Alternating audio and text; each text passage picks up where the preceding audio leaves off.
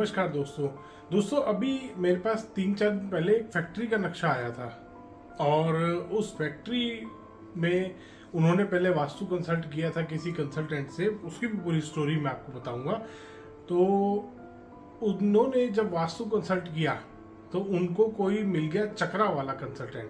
आजकल बहुत ज़्यादा एक सेल्फ क्राफ्टेड वास्तु चल रहा है, चक्रा जिसमें इस्तेमाल किया जाता है। कुछ इस तरीके का वो चक्रा दिखता है। ये आपने आजकल देखा होगा, बहुत सारे मैप्स पे चक्रा लगा रहता है दोस्तों।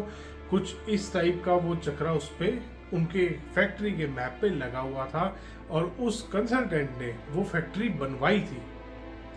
वो नई फैक्ट्री डिजाइन हो रही थी और कंस्ट्रक्शन चल रही थी उस फैक्ट्री की, और उस चक्रा वाले कंसल्टेंट ने इस टाइप का कोई चक्रा लगाया उस उनकी फैक्ट्री पे, और आगे और पीछे का एरिया पहले तो खाली छोड़ दिया।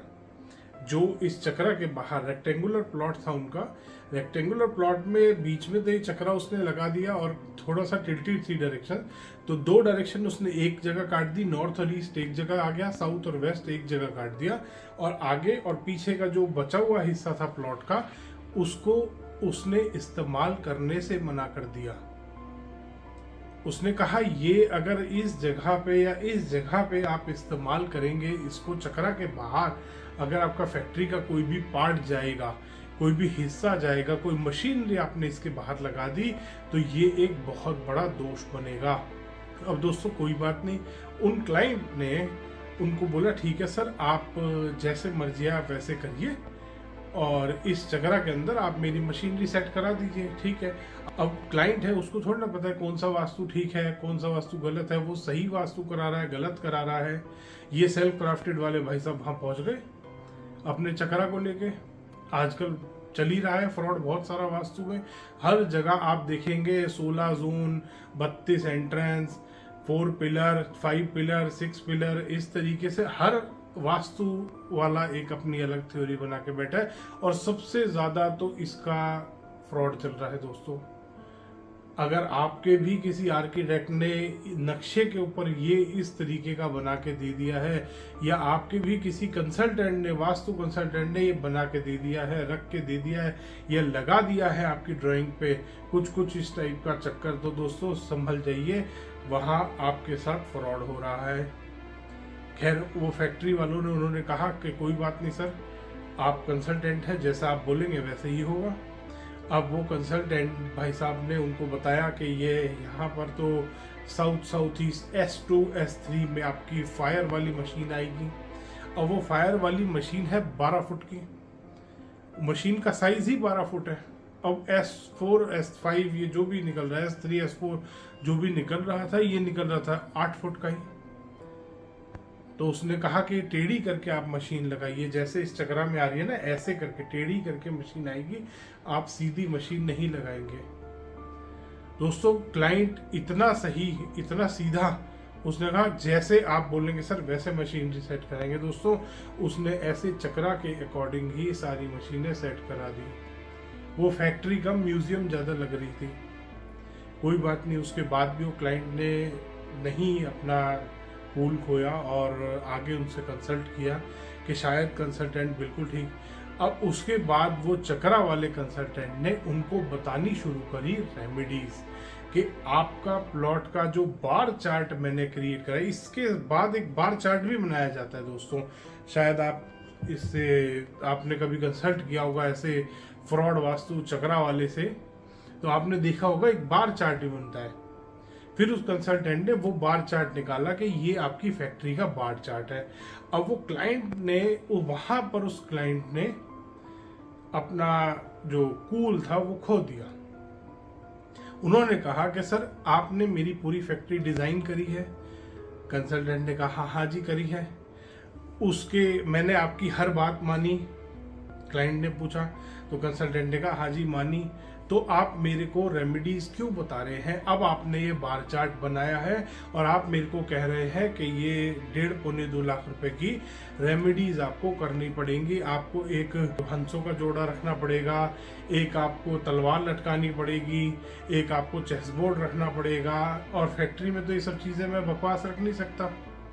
और उसके बाद आपने मेरे को बोला कि अब आपकी एंट्री भी गलत है, बार चार्ट के हिसाब से यहाँ पे एंट्री गलत आ रही है, ये चक्रा के हिसाब से एंट्री गलत आ रही है।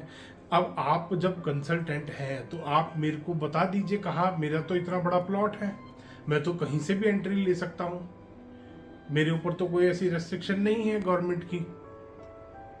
उसके बाद आप मेरे को बता रहे हैं कि हमें वर्चुअल एंट्री खोलनी पड़ेगी। दोस्तों ऐसा कोई रेमेडी नहीं होती वर्चुअल एंट्री। आजकल दोस्तों वास्तुशास्त्र में ये चक्रा का फ्रॉड बहुत ज्यादा बढ़ गया है। आपने भी कहीं ना कहीं, अगर आप कंसल्टेंट करते हैं, कंसल्टेशन आपने ली है या आप खुद कंसल्टेंट है वास्तु को, तो आपने भी देखा होगा ये चक्रा। दोस्तों ये एक सेल्फ क्राफ्टेड वास्तु, और ये वास्तु भी नहीं है दोस्तों। वास्तु में इस तरीके से इन चीजों को नहीं कभी भी डिवाइड, किसी भी ग्रंथ में, किसी भी वेद में, मैंने पहले भी शायद 20 वीडियोस बनाई हैं इसी फ्रॉड के ऊपर कि ये वास्तु नहीं है और ना ये टोटली फेंगशुई है। फेंगशुई में कुछ कुछ इस टाइप की चीजें हैं, मगर वो ये ना तो वास्तु है ना ये फेंगशुई, इसको आप वास्तु नहीं बोल सकते। ये एक सेल्फ क्राफ्टेड किसी ने कुछ इजाद कर दिया है जिसको वास्तु का नाम उसने दे दिया है, जो कि गलत कर रखा है। तो दोस्तों अगर आप भी किसी ऐसे चक्कर में फंस गए हैं, ऐसे चक्रा वाले के कंसल्टेंट के चक्कर में फंस गए हैं, तो आज ही समझ जाइए, क्योंकि आपके ऊपर आने वाला है रेमेडीज का बोझ। पहले वो आपके घर को बनाएंगे, फिर वो आपको कहेंगे कि आपके घर की एनर्जी कम है। और दोस्तों ये एनर्जी को भी बढ़ाते हैं और कम करते हैं। इस जोन को कम करना पड़ेगा, इस जोन को बढ़ाना पड़ेगा। दोस्तों ऐसे कभी नहीं होता। वास्तु में एनर्जीज को बैलेंस किया जाता है बढ़ा के, ना कि घटा के। तो दोस्तों आप भी ऐसे चक्रा वाले कंसल्टेंट से बच के रहें, बहुत ज्यादा खतरनाक है।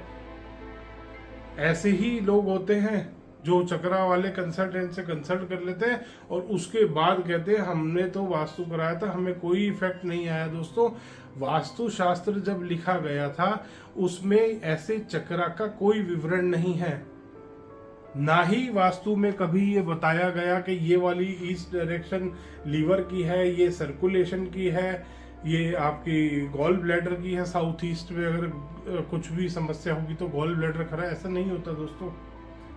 ये सब झूठ है, फ्रॉड है। और आजकल ये चक्रा भी शायद 20 तरीके के बना लिए, सब अपने अपने अलग अलग बना के बैठे हैं। तो दोस्तों अगर आप भी फंस गए हैं ऐसे चक्रा के चक्कर में, आज ही निकल जाइए, ये बहुत महंगा पड़ने वाला है आपको।